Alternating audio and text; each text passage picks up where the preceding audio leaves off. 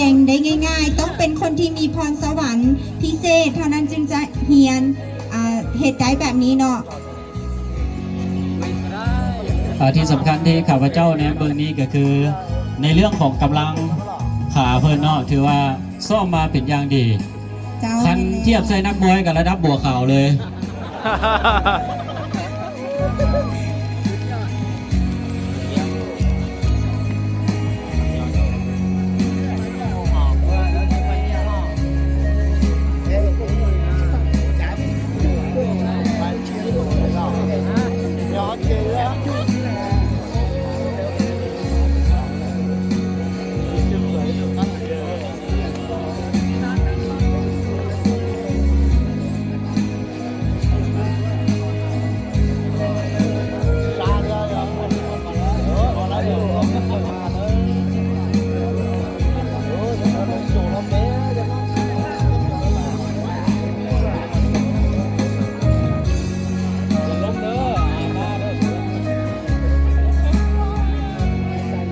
สังเกตว่าเขาอาจจะเคยเห็นคนฟ้อนเกี่ยวกันแต่อันนี้เป้าแคนเกี่ยวกันเนาะ